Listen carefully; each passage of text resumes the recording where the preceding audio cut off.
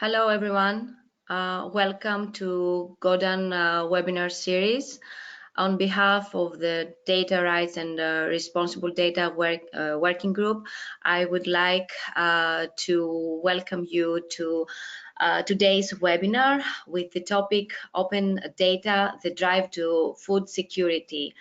Today with us, we have Sipiwe Manjengwa, and I'm going to introduce you to all of you.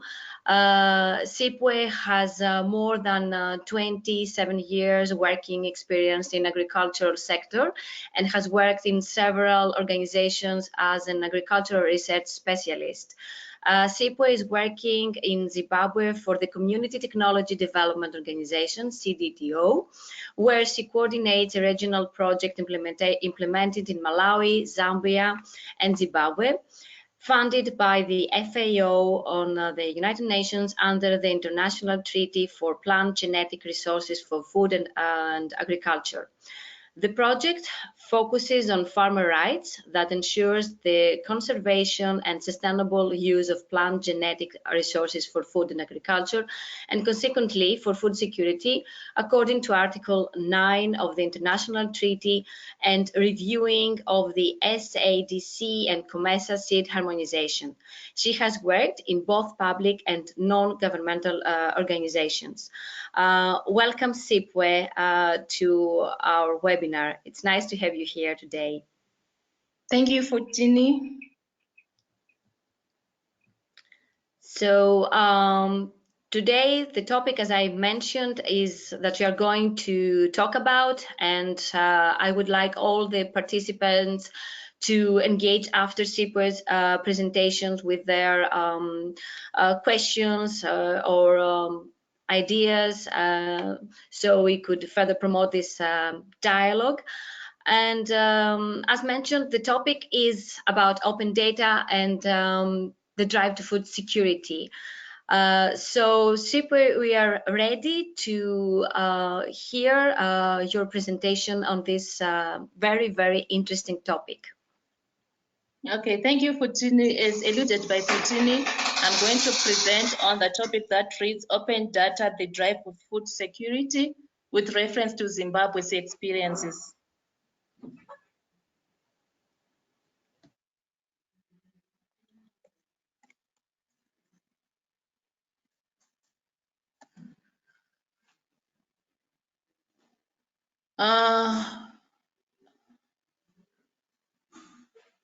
Fortini? Yes? I'm not able to go to the next slide, but I've been doing it before. Let me see if I'm able to assist.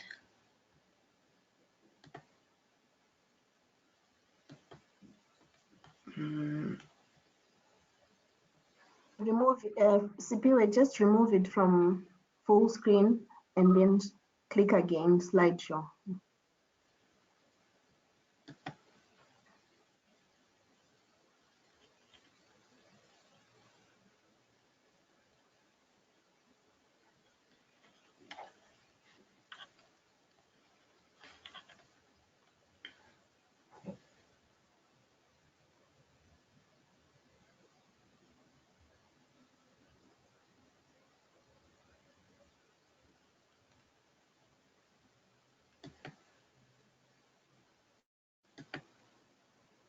Sorry for that. No, it's okay.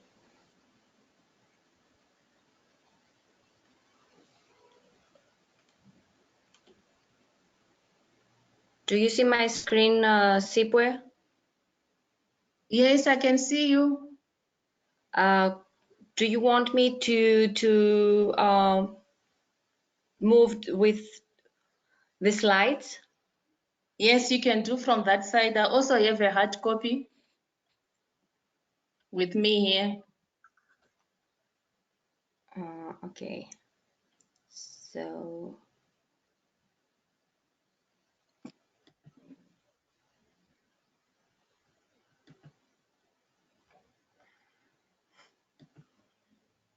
is it okay?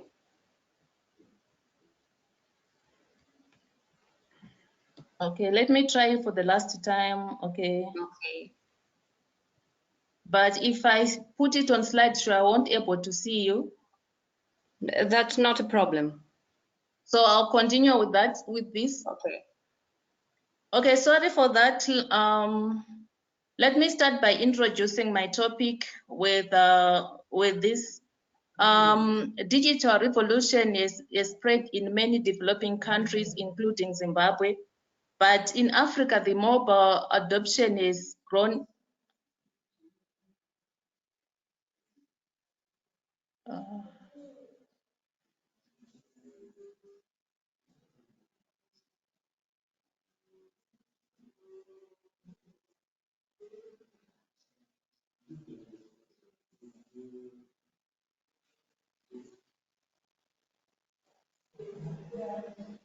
Hello? Sipiwe, we can hear you. Now we can hear you. Can you hear us? Yes, I can hear you. So can I continue? Yes, please continue.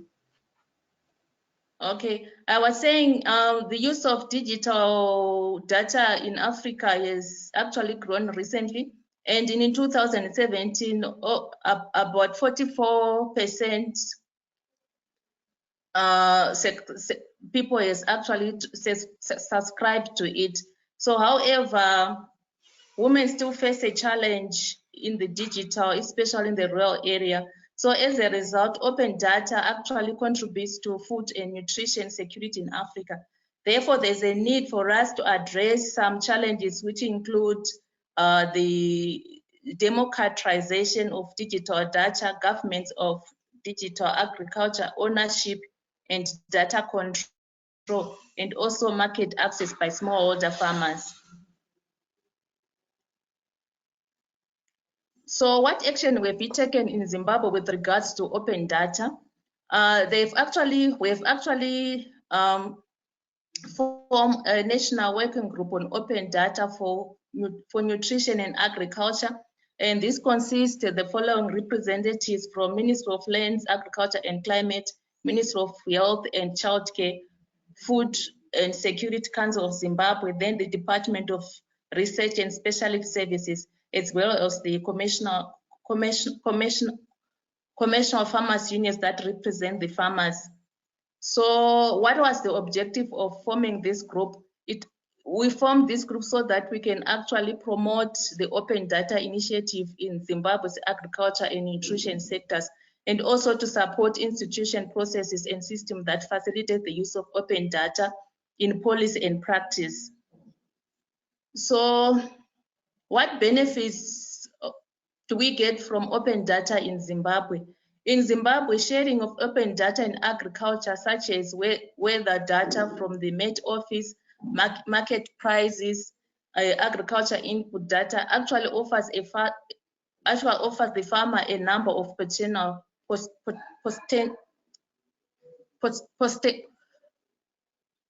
benefits. And the data is used to improve farmer productivity by addressing key constraints, providing knowledge and access to appropriate input extension services, as well as weather warnings and market prices. Yet, farmers often do not have access to the data that is relevant for their farm management. So it is then important that farmer data is used to add value to their agricultural value chain. Then we also have an example of open data. For example, if we have access to weather data from the Met Office, which is actually combined with agronomic data, which we get from, let's say, from research institute, this data will actually inform farmers in planning their activities such as irrigation, scheduling, decision making on cultivar selection and planting, and also harvesting their crops.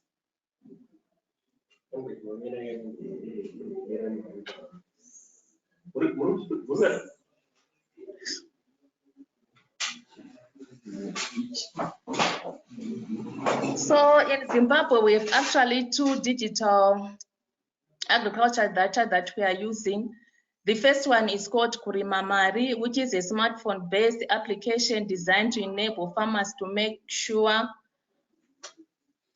more from farming through providing key information pertaining to agricultural production and marketing. Then the other application is AgriShare. It is a platform of connecting farmers to equip via phone to improve their productivity. And it is also impossible for a smallholder farmer to buy equipment or to have market transparency where to borrow equipment with which price. Then I'll start on explaining the one Kurima Mari. This is an application with the following key features. It actually has the 30 crop and livestock value marketing tips designed to empower farmers with marketing knowledge in their farming, and it's going to be very profitable. Then a marketplace in which buyers and sellers can meet and engage with regards to procurement of agricultural commodity. This is to address the challenge of market linkages. Then the app actually contains about 150 manuals for crops and livestock production. This is to provide self-help reference platform where farmers can actually get quality information in the comfort of their homes.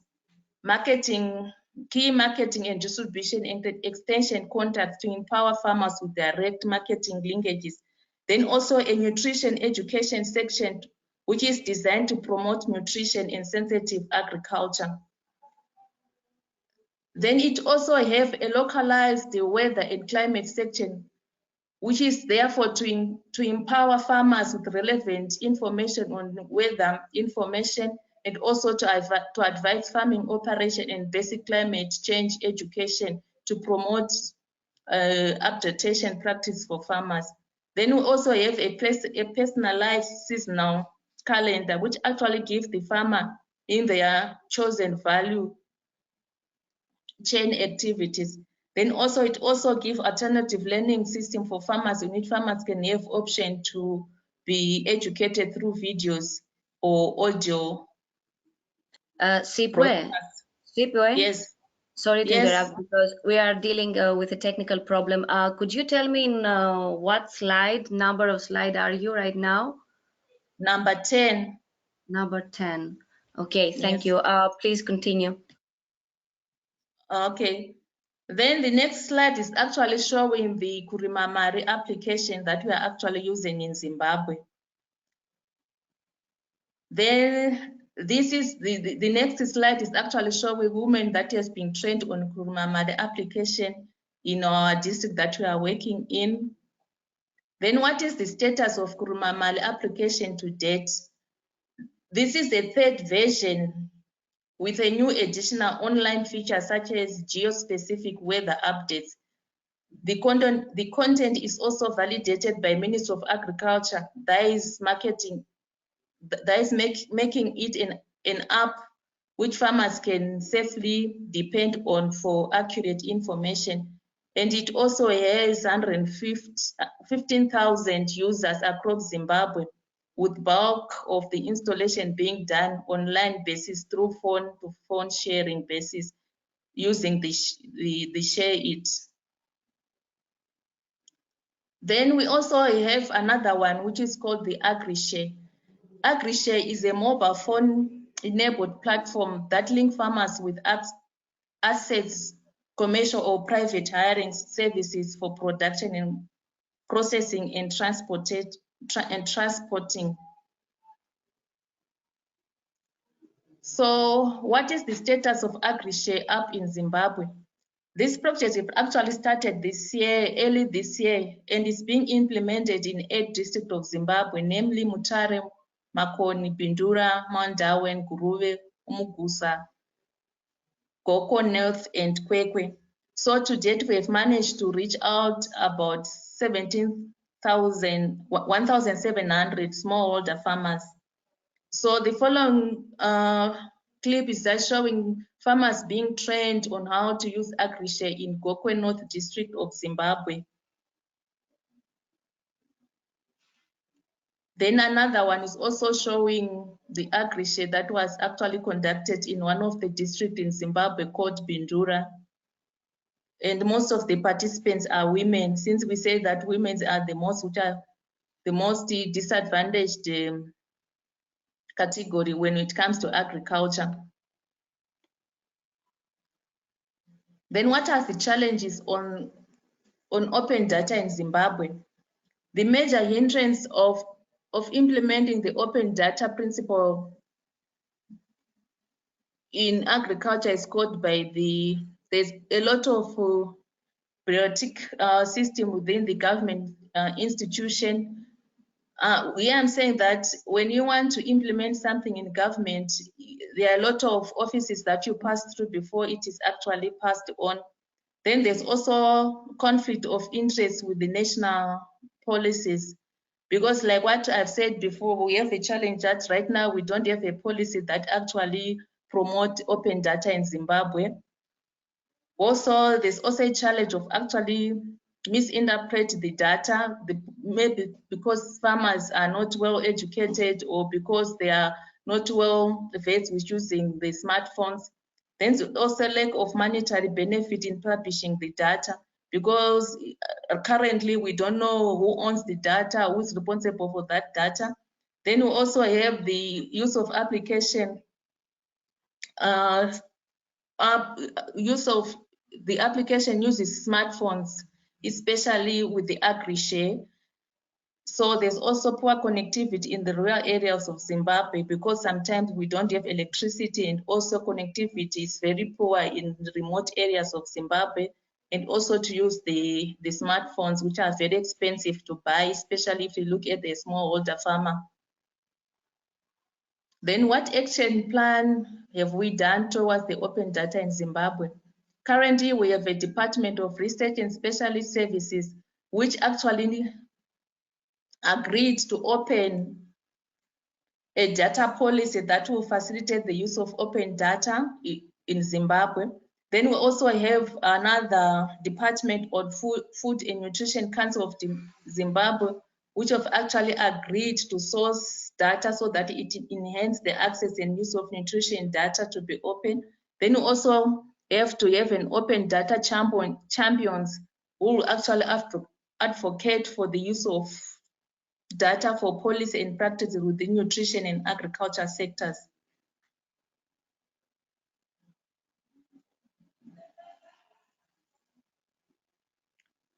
Then the way forward of open data in Zimbabwe, what have we done? What do we need to do about it? There is need to advocate for open data issues with relevant policy and legislative frameworks, and also engagement with and sensitization of institutional leadership regarding to open data, also to demand for open data, especially among policymakers and practitioners. Then also to develop skills and capacities in use of open data in key organizations and sector networks.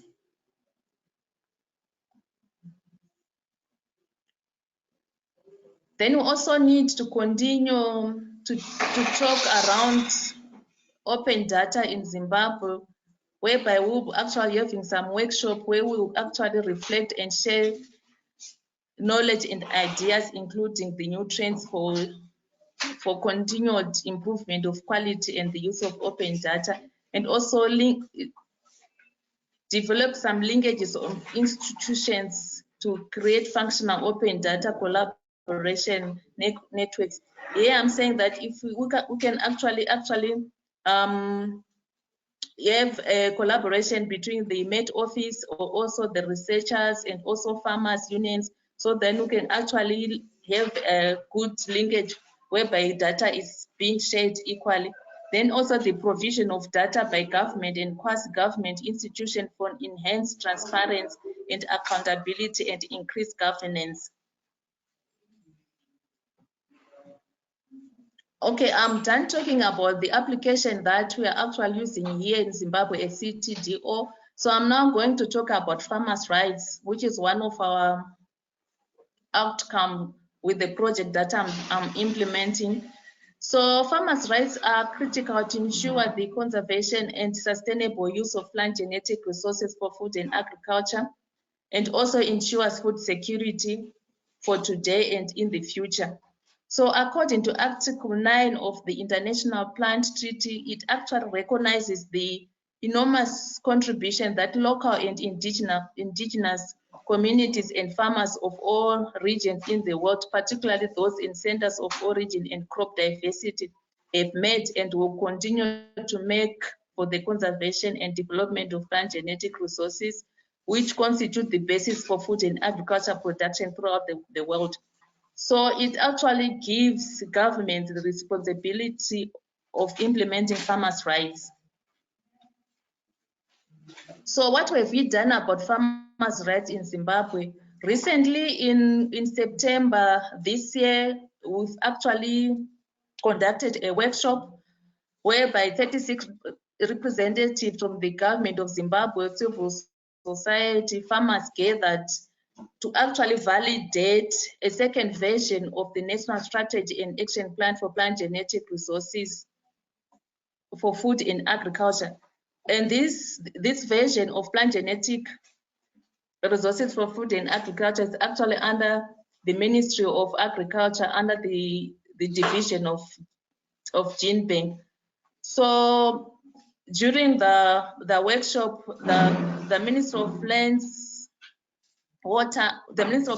Agriculture, Water and Climate and Rural Resettlement actually facilitated the meeting in order to get feedback and comments, which will actually use to develop a final version of the National Strategy and Action Plan. So what was the outcome of the validation workshop? The validation meeting was a critical milestone in the advancement of farmers' rights which are enshrined in the International Treaty of Plant Genetic Resources for Food and Agriculture. So civil society organization and farmer representatives were pleased that government has taken a participatory approach to develop a national strategy and action plan on plant genetic resources for food and agriculture. Why?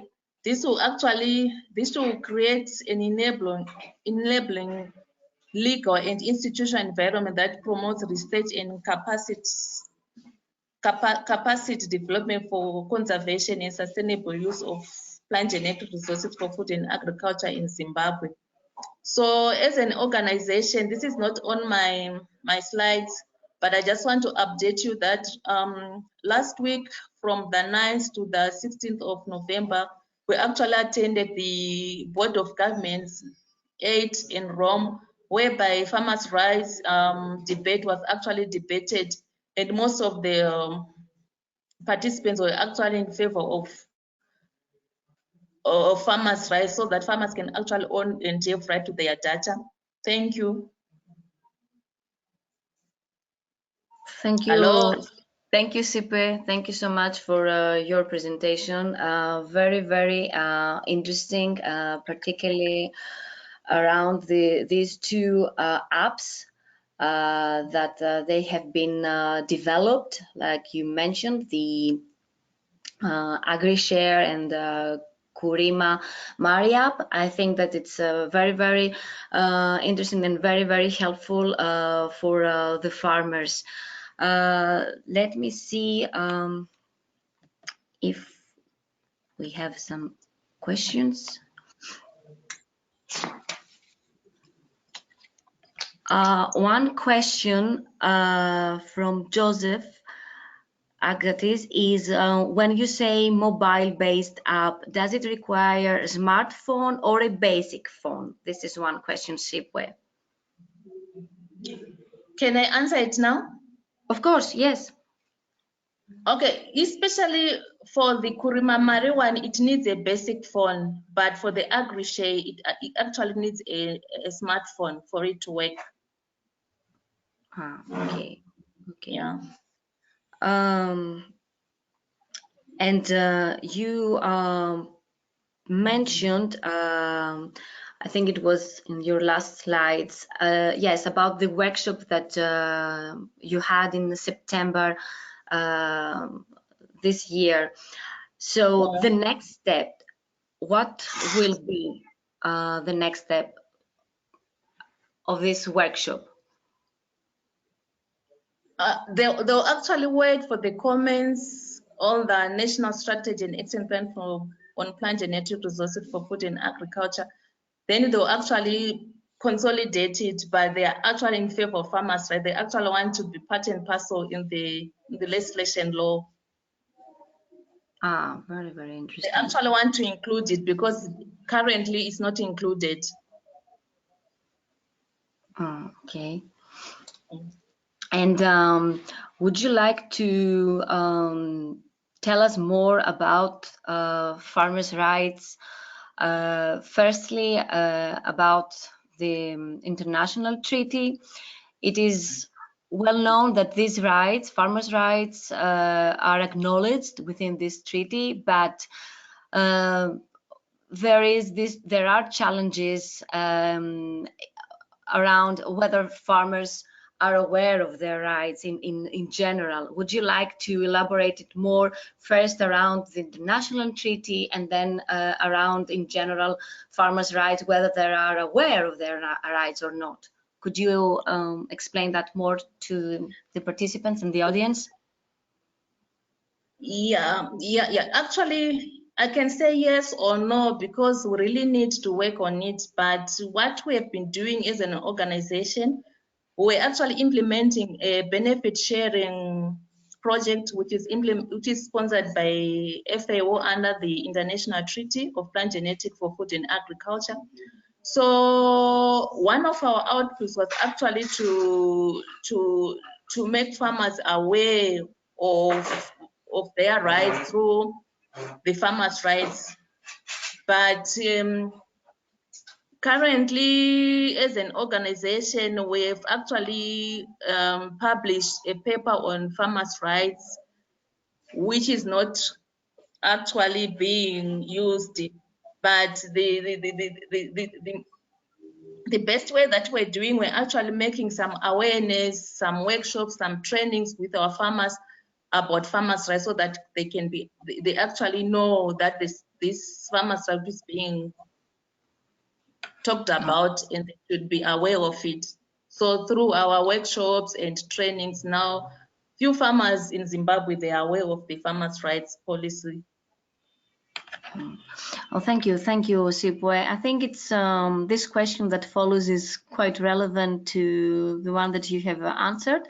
Lena Mwangi, she says that she is a youth farmer from Joro in Kenya, and she would like to know how secure farmers' data is, that it's not used against their wish. I think it's quite relevant to your answer earlier, but maybe you want to answer as well. Farmers are not aware about their rights to their data because if you, let me just give you an example. For example, if someone, let's say for a breeder, wants to breed her or his variety, actually goes to the farmer to ask for maybe 2 pips of his maize varieties, then that breeder will actually use it to actually breed a variety without actually acknowledging the farmer. So this is the one challenging that we are facing in Zimbabwe. So that's why the treaty is there through the benefit sharing, which is actually saying after you've actually bred your varieties, you sell it, you have bigger profit, maybe just say with the treaty about 5% of your profits, so that they can actually acknowledge that the farmers were actually part and parcel of the breeding process. But this is not what is happening currently. Breeders are just obtaining the genetic resources from the farmers, but without acknowledging them. Yes. So in brief, I can say not all farmers are aware about their rights. Thank you, Sipiwe. Another question from Benjamin Ankinmoyeje. He says, I'm interested in the open data components of the interventions. Where is the data kept and how rich is it? Do farmers find it worthwhile? The data is kept by the developer. Like what I was saying, the app that we are using, we actually partner with WHH, but the farmer can actually access the data through those applications. Okay. There is another question for both Kurima Mari and AgriShare. Do you consider language issues?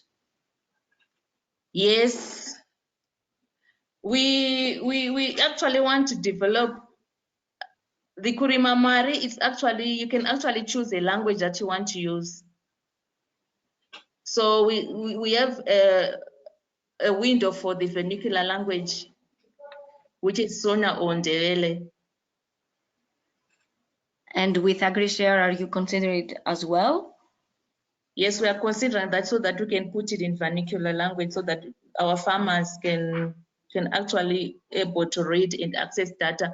But basically our farmers in Zimbabwe, maybe I can say 50% or so, they can actually read. Okay. Yeah, sure. Another question, Sipiwe, is what steps are you taking to encourage youths to embrace the opportunities that can be there for them with regard to open data and agriculture as a way of changing their mindset towards agriculture? Yeah, as an organization, there's a concept or an approach that we are using. We actually have what we call the farmer food school concept that we are using in our district to implement the project. So what we have done, we've actually have two types of farmer food schools, the one for the older farmers and also the one for the youths. So with this application of the AgriShare and Kurima Mari, we have actually found out that many youth are actually interested in this because it's not time consuming and it's also inciting so that more youth are actually involved in this application. So more and more young people, you are saying that they're using these applications, correct? Yes. That's very good. What would you say that you think that there should be the next steps for regarding open data in agriculture in Zimbabwe, and how what should be further be done for engaging more farmers into open data? What do you think, in your opinion, would be the next steps? Okay, the next step with regards to open data, I think we need to educate our farmers. What does it mean? We need to actually define what is open data. We also need to find what data can they share and which data they cannot share. So at the moment, because our farmers were actually sharing whatever data they have in their farms, so there is actually need to have some TOTs or workshops or meetings to actually educate our farmers on what we call open data and what data to share. And who also owns that data after sharing. And understand the value, of course, of data sharing and the benefits. Yes. Yes, yes. What would you say? Is there a difference if you had to measure the difference between previous years and nowadays about the value of data sharing? What would you say that was the outcome? Is it optimistic? Do farmers Yes. engage more? Are they interested in sharing their data? They are very much interested in sharing their data and also the value. Mm-hmm. But what I would like to know is to what extent should they share their data?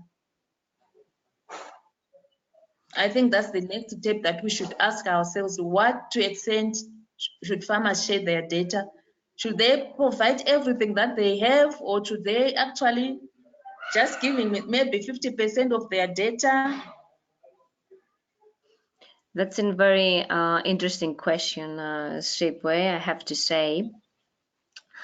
And I think that we should start by first, let's say, doing a data ecosystem mapping with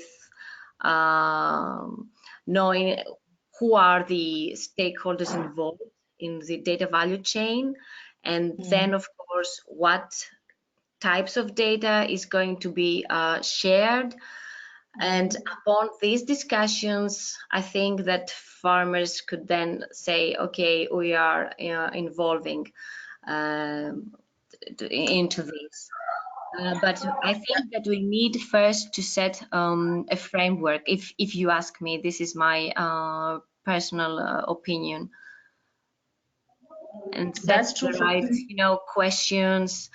And of course, I think that we really need to establish trust between farmers and agribusinesses and agtech providers. And I think everything has to do with trust. And this can be done also, of course, like you mentioned, by raising awareness for farmers about their rights, first of all.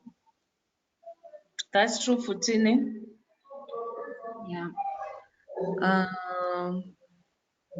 Another question that I have is, are these two apps promoting both spot and future markets?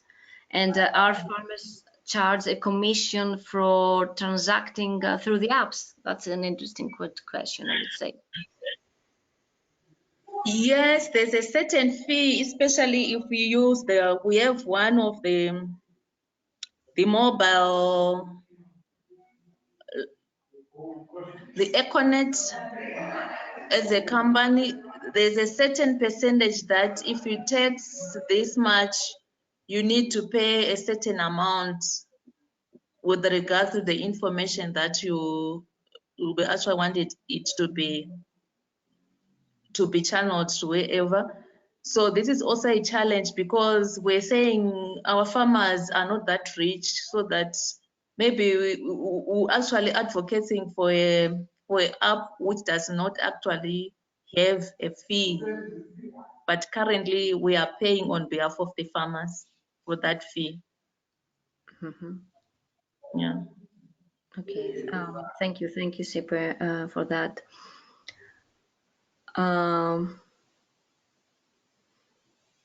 So just an assumption there. So the costs say that could go to the vendors and not to the farmers. Yes. So as an organization, we actually pay on behalf of the farmers. Then we just pay straight. Okay, thank you. After paying that certain amount, then the farmers will be able to actually access the data. Okay, thank you for your answer to that.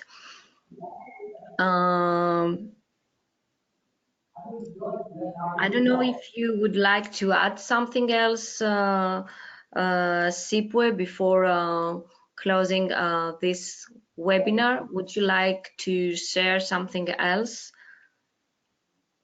with us? Yeah, like what we've actually discussed earlier on, we actually need to define what is open data and what data should our farmers share. Because if we allow our farmers to just share their data without benefits, I don't think it would be right for the farmers, because they are not actually benefiting from sharing their data without getting in maybe royalties for their data. The reason why I'm saying this is, for example, if a breeder actually bred a variety if someone wants to use that variety, he has to pay royalties to him. But for our farmers, there's nothing that we are doing. They are just actually dishing out their data, but they're not actually recognized or getting anything for their acknowledgement of that data. That's what I need to share with you at the moment. Thank you, Sipiwe. I think it's very important to always highlight the importance of farmers and their rights and their contributions to the data value chain, because that's true. We are talking about open data in agriculture, and everything starts with farmers and ends with farmers as well. Thank you so much for your presentation. I think these two apps are very, very significant, and they're going to enable more farmers' livelihood. So well done to your organization and to your partners as well. Okay. And I would like to thank all of the participants for attending this webinar.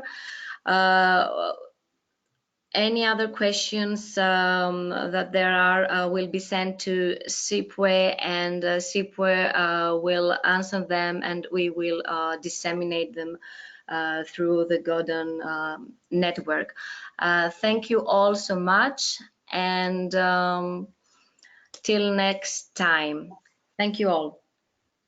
Thank you all for listening to me. Thank you so much. Thank you, Sipiwe. Thank you. Bye all. Bye. Bye.